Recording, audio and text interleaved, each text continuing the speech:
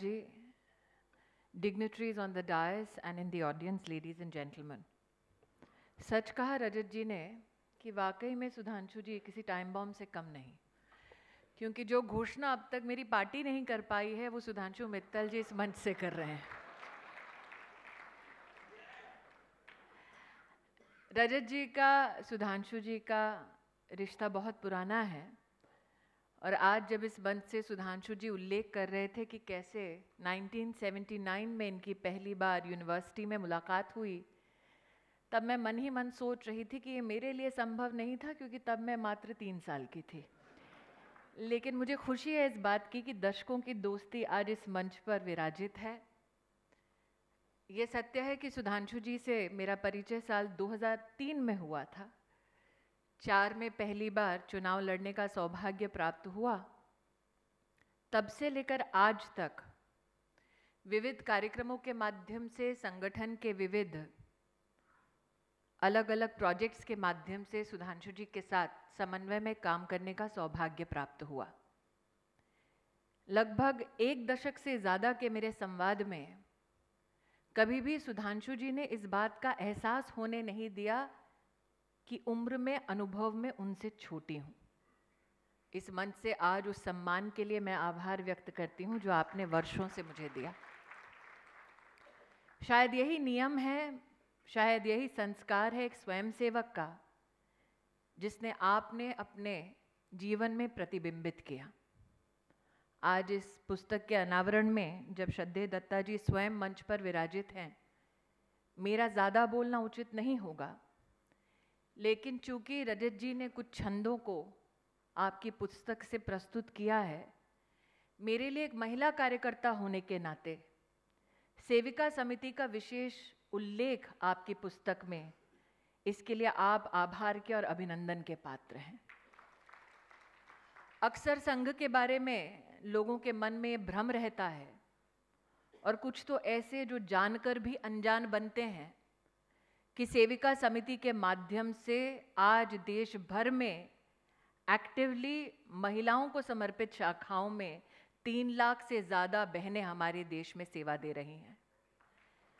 सेविका समिति की बहनों का ये सौभाग्य है कि लगभग 40 देशों में वो संघ के काम को, देश के काम को, समाज के काम को और भी सुदृढ़ कर रही हैं और सशक्त कर रही हैं। मातृत्व, कर्तृत्व और नेतृत्व की भावना के साथ सेविका समिति की जितनी बहनों के साथ मैं काम कर पाई हूँ, आज शांता अक्का के हाथों में सेविका समिति का काम है, लेकिन वर्षों से जो मैंने त्याग का उनमें दर्पण देखा है, मैं तो सोचती हूँ सुधांशु जी, आपकी किताब का नाम मात्र बिल्डिंग इंडिया थ्रू सेवा नहीं, बल्कि बिल्डिंग इंडिया थ्रू त्याग एंड सेवा होना चाहिए था, क्योंकि ये वो त्याग है जिसे परिभाषित किया है संघ ने। अनकहा अनसुना सा, which is never projected but which is lived with every passing day, that is the very soul, the very nature of the RSS. In your opening remarks, Sudhanshu ji, you had very well articulated that across the country, whenever you're in dire straits, you will find one Swayam Sevak who steps up to help. I have a colleague from the Northeast today in the audience, Kiran, and I must highlight that once I myself was stranded in Arunachal in a place called Zero. In the night with nothing, no luggage, no clothes, no money. When I ventured into a village, I wondered how I would pass the night and find the means to get back to Delhi the next day. Out stepped a very old gentleman, introduced himself by giving his name, and then said very kindly, "Chinta mat karo, मैं स्वयं सेवक हूँ, 1960 से यहाँ पर शाखा लगाता हूँ." The fact that Sangha is not only one of the largest social organizations, the fact that it is a parivar is manifested in its day-to-day work. And today it is with that very sense of parivar that me, Rajat ji and Adarniya Datta ji are here today to wish you well in this journey of your publication. Your publisher today was very kind enough to talk about his other brand, Shakti. I am hopeful that one day Sudhanshu ji, आप संघ में महिला शक्ति और उनके सेवा कार्यों के विषय में निश्चित रूप से एक अलग पुस्तिका का प्रकाशन करेंगे और संघ की जितनी सेविकाएं हैं वो सब आपको आभार, आपका अभिनंदन और आशीर्वाद निश्चित रूप से देंगी। रजत जी ने अपने उद्बोधन में शुरुआत की भारत के एक वीर सपूत की।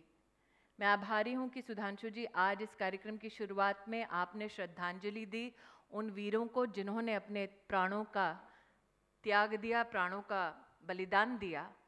लेकिन आज संघ इस बात का भी गर्व कर सकता है कि एक स्वयंसेवक के पराक्रम से 48 घंटे में भारत का एक सपूत हिंदुस्तान लौटा है। इसी प्रकार से संघ के स्वयंसेवक समाज को और सशक्त करते रहें और आप जैसे लेखक और एक्टिविस्ट संघ की इस यात्रा को समाज के सम्मुख प्रस्तुत कर सकें, इस अभिलाषा के साथ आपका एक बार फिर अभिनंदन और आभार। जय हिंद।